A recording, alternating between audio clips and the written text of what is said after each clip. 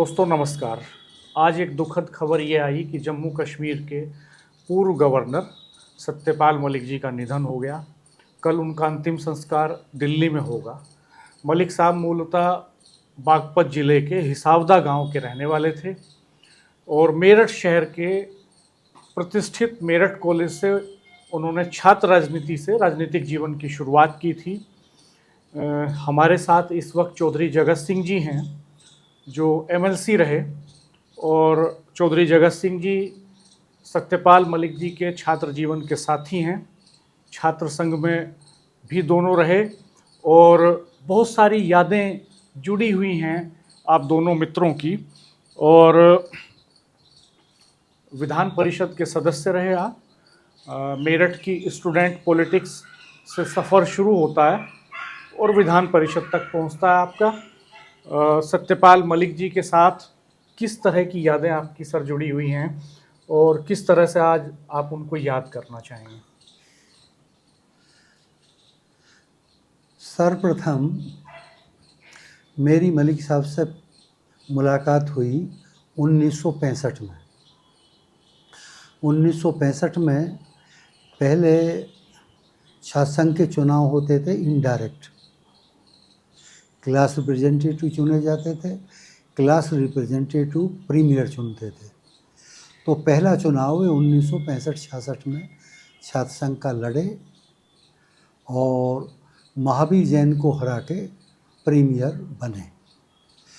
उसी चुनाव में उस दौरान मैं डीएन इंटर कॉलेज में पढ़ता था, तो लेकिन क्योंकि परिचित थे तो उनके सहयोग और समर्थन के लिए मेरठ कॉलेज में मैं गया और उनको सहयोग किया और तब से हमारे उनके छात्र जीवन के राजनीतिक जीवन की मुलाकात हुई। उसके बाद 1967 में प्रदेश में संवित सरकार बनी और चौधरी साहब ने कांग्रेस से रिजाइन करके वो चीफ मिनिस्टर बने और चौधरी चरण सिंह जी ने छात्र संघों पर प्रतिबंध लगा दिया। उस प्रतिबंध के खिलाफ मलिक साहब भी और हम भी साथ साथ हम लोगों ने संघर्ष किया और उस संघर्ष में विधानसभा का घेराव भी किया। तब सतपाल मलिक का भी और हमारा रुझान समाजवादी युवजन सभा की तरफ था। छात्र राजनीति में डॉक्टर लोहिया छात्रों को ज़्यादा प्रोत्साहित करते थे बनिस्बत दूसरे राजनीतिक दलों के जी। तो इसलिए हम लोगों का झुकाव उनकी तरफ हुआ और 1967 में जनेश्वर मिश्रा के नेतृत्व में हमने विधानसभा का घेराव किया। वहाँ फोर्स लगी हुई थी काफ़ी, तो उन्होंने विधानसभा में हमें नहीं जाने दिया।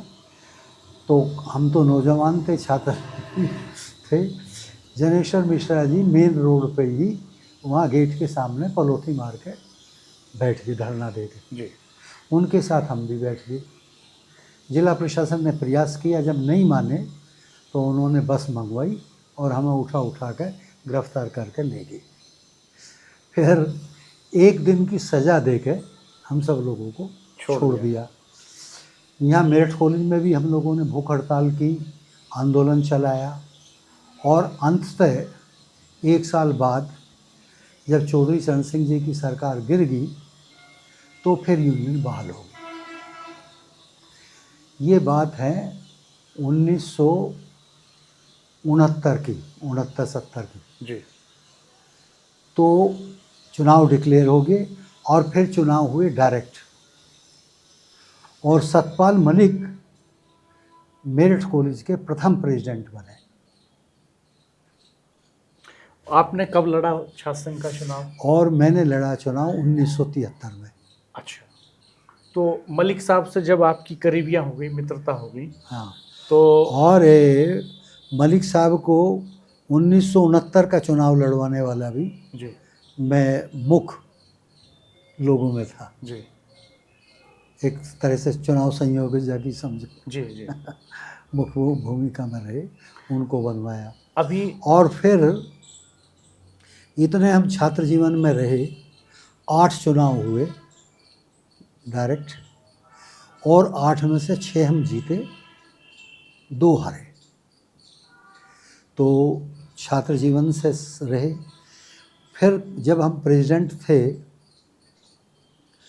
तो 1973 में यहाँ भारतीय क्रांति दल को डिसॉल्व करके चौधरी साहब ने भारतीय लोकदल बनाया, जिसमें राजनारायण जी, बीजू पटनायक, पीलू मोदी, जितने भी छोटे छोटे दल थे उनको सबको मिला के भारतीय लोकदल बनाया। तो जो यहाँ ज़िले के लोग थे, क्योंकि हम राजनीतिक रूप से एक्टिव थे और दोनों प्रेसिडेंट बन लिए थे और समाजवादी युवजन सभा में थे, तो यहाँ भारतीय लोकदल के लोगों ने हम पे प्रयास किया कि भाई अब तुम हमारी पार्टी में आ जाओ, भारतीय लोकदल में।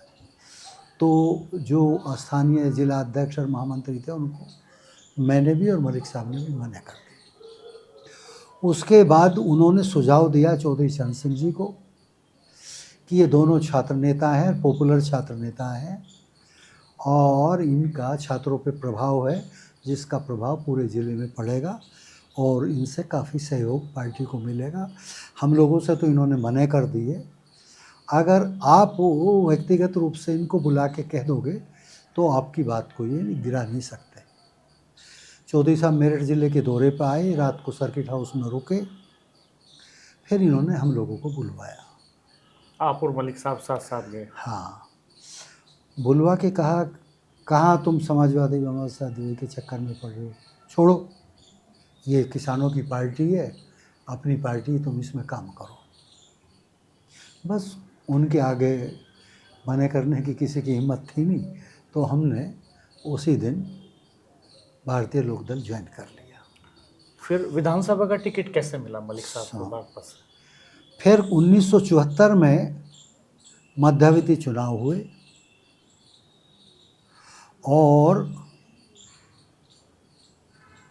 बात तो ये है, अगर लालू खेड़ी में एक सम्मेलन हुआ तो चौधरी साहब ने मुझे यूथ का, युवा भारतीय लोकदल का अध्यक्ष बना दिया और मलिक साहब को बना दिया राष्ट्रीय सचिव भारतीय लोकदल का। उनको राष्ट्रीय सचिव बना दिया, मुझे युवा का जिले का अध्यक्ष बना दिया। तो लालू खेड़ी मुजफ्फरनगर में एक कार्यकर्ताओं का सम्मेलन हुआ जिसमें चौधरी साहब आए हुए थे। तो मेरठ ज़िले का भारतीय लोकदल का जिला अध्यक्ष होने के नाते जो संयोजक थे, मैंने उनसे कहा कि 2 मिनट मैं भी बोलना चाहता था। वो कहने लगे, अब बहुत नेता हैं, बड़े बड़े नेता हैं, अब तुम नौजवान हो, तुम्हारा नंबर कहाँ जा रहा। और वो बातें, चौधरी साहब भी स्टेज पे बैठे थे, मैं भी बैठा था, तो उन्होंने सुन ली। चौधरी साहब ने कहा कि ये जगत सिंह क्या कह रहा है, अगर जी 2 मिनट ही ये कुछ सुझाव देना चाहता है। तो चौधरी साहब ने कहा नहीं ठीक है, बोलने दो, बोले। तो मैंने वहाँ उस सम्मेलन में 2 सुझाव दिए, क्योंकि मैं छात्र नेता भी था और मैं यूथ विंग का ज़िले का अध्यक्ष भी था। तो मैंने चौधरी साहब से अनुरोध किया कि माका साहब, एक आप ज़िले में एक जिला अध्यक्ष होता है और 4 जनरल सेक्रेटरी होते हैं, उन 4 जनरल सेक्रेटरियों में से एक जनरल सेक्रेटरी नौजवान बनाओ जिसकी उम्र 35 साल से कम हो। एक तो मैंने सुझाव ये दिया, और दूसरा सुझाव मैंने ये दिया कि प्रत्येक ज़िले से एक एक नौजवान को एमएलए का टिकट दो।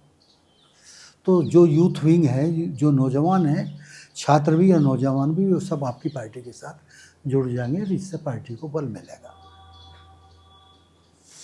ये मुझे बड़ी प्रसन्नता हो रही है कहते हुए कि चौधरी साहब ने दोनों सुझाव हमारे मान लिए। और 1974 में जब चुनाव हुआ, मेरठ और बागपत जिला एक था, सतपाल मलिक को बागपत से एमएलए का उम्मीदवार बनाया और वो 1974 1975 में 24 फरवरी 1975 को चुनाव डिक्लेयर हुए और रिजल्ट डिक्लेयर हुआ और सतपाल मलिक विधायक बने। बाद के हिस्से में चौधरी साहब के और उनके संबंधों में कुछ खटास आई कहीं, हाँ, तो वो क्या मसला था? उसके बाद ये हुआ, एक चौधरी साहब ने उनको, इससे पहले मैं बताता हूँ, ये हुआ फिर जब 1975 में इमरजेंसी लगी तो जितने भी देश के बड़े बड़े लीडर थे, चाहे चौधरी साहब थे, चाहे जयप्रकाश नारायण जी थे, अटल जी थे, आडवाणी जी थे, जितने भी बड़े बड़े सारे राजनीतिक दलों के नेता थे, उन सबको जेल में डाल दिया गया, इमरजेंसी लगा देगी, प्रेस पे सेंसरशिप लगा दी। तो हम लोगों के लिए निर्देश ये हुआ, अभी गिरफ्तारी नहीं देंगे, बाहर रह के काम करेंगे। तो मलिक साहब भी, मैं भी, राजेंद्र चौधरी, केसी त्यागी और सुरेंद्र मोहन जी और लोकनाथ जोशी और दूसरे दलों के भी कुछ साथी मिलके हमने एक पूरी टीम कर तैयार की और एक्सटेंसिल में इमरजेंसी के खिलाफ पर्चे छाप छाप के वो वितरित करे और लोगों को जेल जाने के लिए प्रेरित किया। उसके बाद मैं तो बड़ौत से गिरफ्तार हो गया। उसके बाद मलिक साहब ने और वेदपाल थे ब्लॉक प्रमुख दोराड़ा, उन दोनों ने गढ़मुक्तेश्वर से सत्याग्रह किया। सत्याग्रह करके हम लोग जेल आ गए। हम ऑलरेडी जेल थे ही, वे भी आ गए। तो सब पे मीसा लगी हुई थी। तो मीसा में हम लोगों ने कुछ मुलाकात, 1 महीने में 1 मुलाकात होती थी, कुछ रिलैक्स करवा दी। तो यहाँ से एलआई और इंटेलिजेंस की रिपोर्ट गई, सतपाल मलिक, जगत सिंह और वेदपाल सिंह ये तीनों मित्र हैं और तीनों मेरठ जेल में हैं। इन तीनों के एक साथ यहाँ रहते हुए जेल व्यवस्था सुचारू नहीं चल सकती, इसलिए इन तीनों को अलग अलग सेंट्रल जेल में शिफ्ट किया जाए। बहुगुणा जी चीफ मिनिस्टर थे, उनके यहाँ से आदेश हो गया इन तीनों को, वेदपाल सिंह को बरेली, मलिक साहब को फतेहगढ़ और मुझे नैनी इलाहाबाद, तीनों को अलग अलग सेंट्रल जेल में आज ही अभी शिफ्ट किया जाए। तो शिफ्ट हो गई। उससे बाद में हम लोग तो बाद में आए, खैर मलिक साहब पहले आ गए थे कुछ।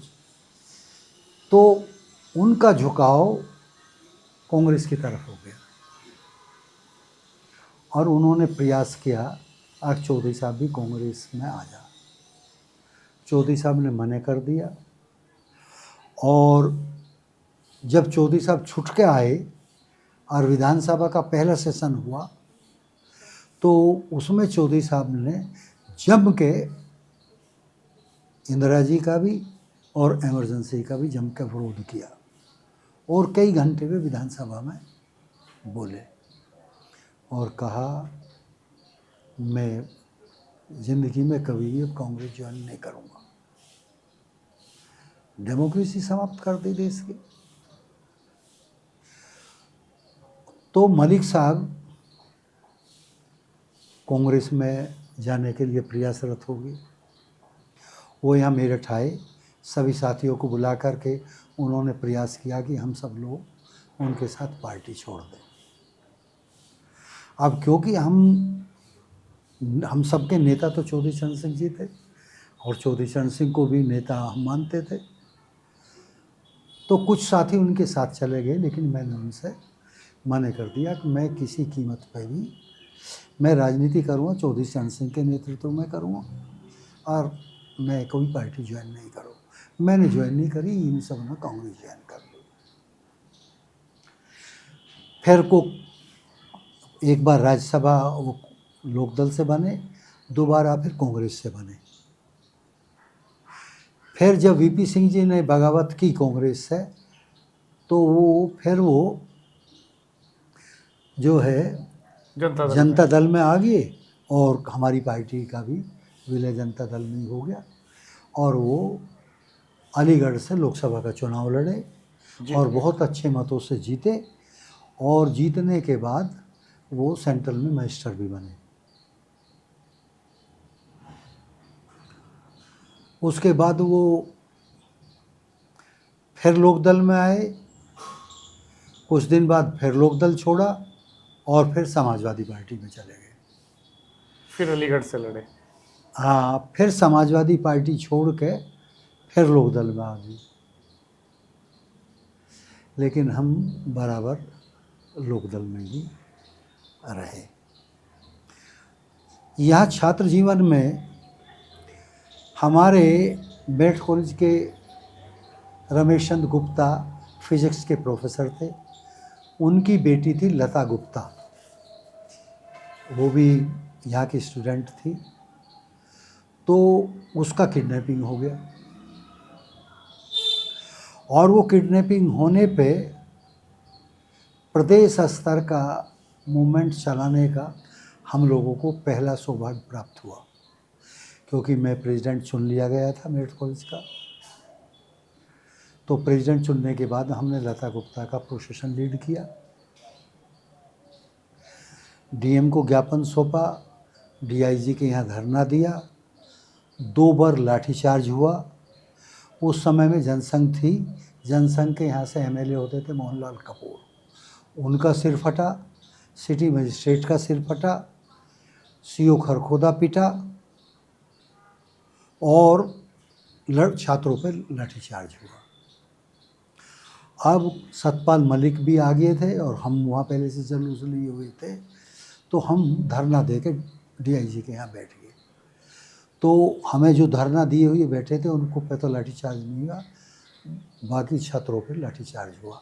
छात्रों ने पथराव कर दिया, जो एमडी ऑफिस की तरफ थे उन्होंने पथराव कर दिया, जो साकेत की तरफ को भागे उन्होंने सुशीला नर्सिंग होम में आग लगा दी, क्योंकि लता गुप्ता का अपहरण सुशीला नर्सिंग होम के सामने से ही हुआ था और उन्होंने कुछ लोग पुलिस को फ़ोन करना चाहते थे, उन्होंने फ़ोन करने से मना कर दिया, इसलिए उनके नर्सिंग होम में आग लगा दी छात्रों ने। उसके रिएक्शन में हम लोगों का भी इम्प्रेशन हुआ, जन हम वहाँ पीट के दिए लोगों ने।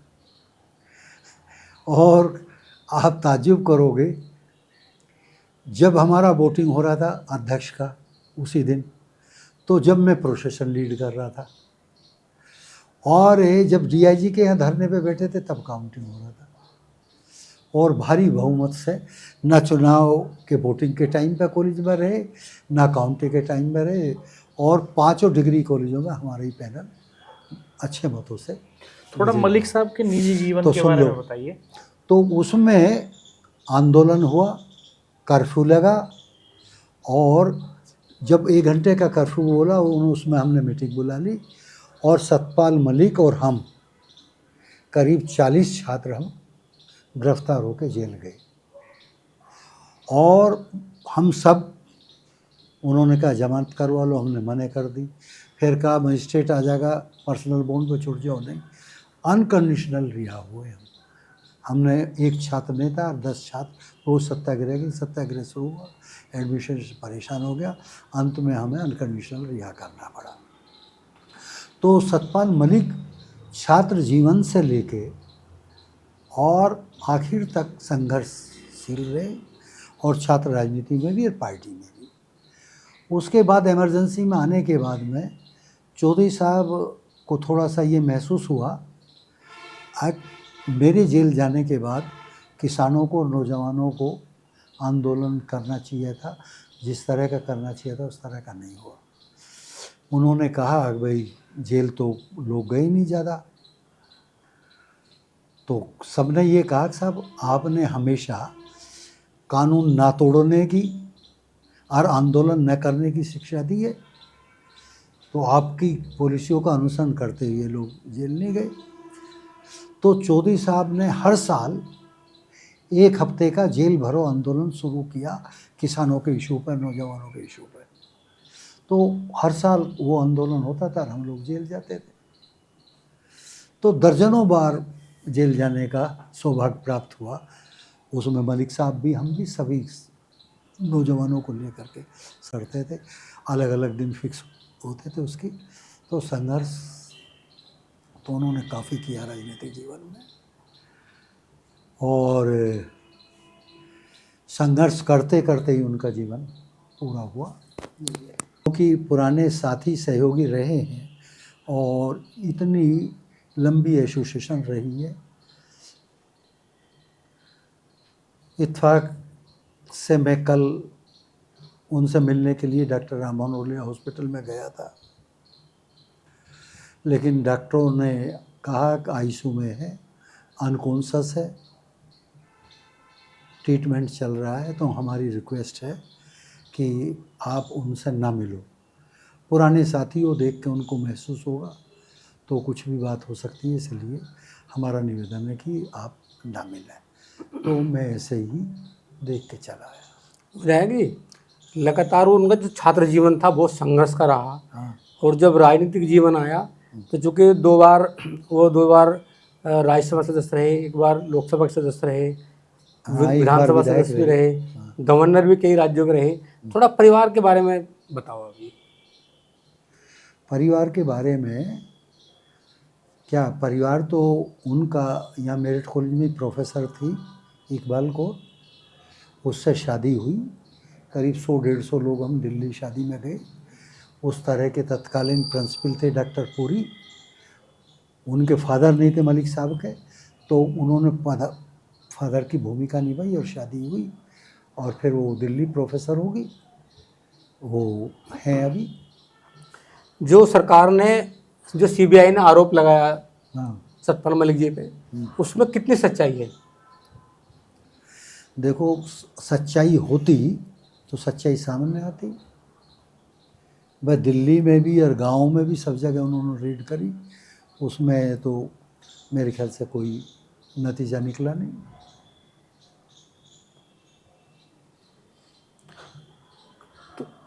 अब से अब इससे पहले कब मुलाकात हुई आपकी उनसे? मैं बताई तो थी, कल ही गया था। कल से पहले कभी मुलाकात हाँ, जल्दी में हुई? कल से पहले जब वो शुरू में बीमार हुए एक बार, तब वो ठीक थे, तो जब मेरी उनसे मुलाकात हुई। कोई ऐसा राज के बारे में बात की हो? ना मैंने कोई बात की इस संबंध में, पॉलिटिकल या वैसी, ना उन्होंने मेरे से कोई की। क्या ऐसा भी दौर आया जब पूर्व मुख्यमंत्री मुलायम सिंह यादव और चौधरी साहब का कुछ आपस में जब मुख्यमंत्री बनने को हल्का विवाद हुआ था, उस समय सतपाल जी कहाँ थे? जब वो थे इसमें जन मोर्चे में जी। वीपी सिंह के साथ। तो कुछ विरोध हुआ था यहाँ पश्चिम यूपी में इनका सतपाल मलिक जी का? नहीं, कोई ऐसा विरोध कि चौधरी साहब को मुख्यमंत्री बनना था, वो विरासत उनके पास थी चौधरी साहब की, और फिर मुख्यमंत्री बन गए मुलायम सिंह यादव। ये नहीं, ये तो हुआ पहले जन मोर्चे ने समर्थन दिया था चौधरी अजीत सिंह जी को, अब तुम जाओ लखनऊ और हम तुम्हें सहयोग करेंगे। जब ये जानकारी मुलायम सिंह जी को हुई तो मुलायम सिंह जी ने देवीलाल जी से बात करी और देवीलाल जी को कहा कि वो तो तुम वीपी सिंह को प्रधानमंत्री बनवा रहे हो और वीपी सिंह जी हमारा विरोध करके अजीत सिंह को मुख्यमंत्री बनवा रहे। तो देवीलाल जी ने वीपी सिंह को कहा, मने किया, फिर अपना डिसीजन वापस लिया वीपी सिंह जी ने और समर्थन मुलायम सिंह को दे दिया। तब मुलायम सिंह जी 6 वोटों से जीते, वोटिंग हुआ था। तो अंतिम संस्कार कल होगा? हाँ जी, गांव में हो या दिल्ली होगा? दिल्ली होगा, क्योंकि उनका बेटा, उनकी पुत्रवधू और उनकी वाइफ ये सब दिल्ली में ही रहते हैं, तो मोस्ट प्रोबेबली वो दिल्ली होने की संभावना है। अभी मेरी बात तो नहीं हुई, लेकिन दिल्ली होने की संभावना है। बहुत शुक्रिया सर आपका, आपने हमें समय दिया और मलिक साहब से जुड़ी कुछ यादें आपने ताज़ा की। निश्चित तौर पर किसी भी इंसान का दुनिया से जाना बहुत दुखद होता है और किसी नेता का जाना तो और ज़्यादा क्षति होती है समाज के लिए, लेकिन ये भी नियति है कि जाना सबको है। और मलिक साहब काफ़ी समय से अस्वस्थ भी चल रहे थे। आज उनके निधन के बाद उनके चाहने वालों को, उनके समर्थकों को और देश के तमाम लोगों को, उनके दोस्तों को, पुराने दोस्तों को एक धक्का ज़रूर पहुंचा, सदमा पहुंचा। और कल उनका अंतिम संस्कार है। तो चौधरी जगत सिंह जी ने, जो मेरठ कॉलेज के छात्र संघ अध्यक्ष भी रहे, और सत्यपाल मलिक जी भी छात्र संघ के अध्यक्ष रहे, पुराने साथी हैं उनके। तो बहुत सारी बातें आपने सर बताई, बहुत धन्यवाद आपका। आप कुछ जोड़ना चाहें? हाँ, श्री सतपाल मलिक जी के निधन से मुझे गहरा आघात लगा है, क्योंकि छात्र जीवन से लेकर राजनीतिक जीवन तक मेरे काफ़ी निकट के संबंध उनसे रहे और निश्चित रूप से उनके निधन से समाज की अपूर्णीय क्षति हुई है। मैं ईश्वर से यही प्रार्थना करता हूँ कि उन्हें अपने श्री चरणों में स्थान दें और उनके परिवारजनों को, मित्रों को और अन्य सभी लोगों को इस महान दुख सहन करने की शक्ति प्रदान करें। ओम शांति, ओम शांति। दोस्तों, मलिक साहब से जुड़ी हुई बहुत सारी बातें हम अपने चैनल पर अलग अलग वीडियोस में दिखाएंगे। आप हमारे साथ जुड़े रहिएगा, चैनल को सब्सक्राइब कीजिएगा, बेल आइकन प्रेस कर दीजिएगा, नोटिफिकेशंस ऑन रखिएगा। धन्यवाद, नमस्कार।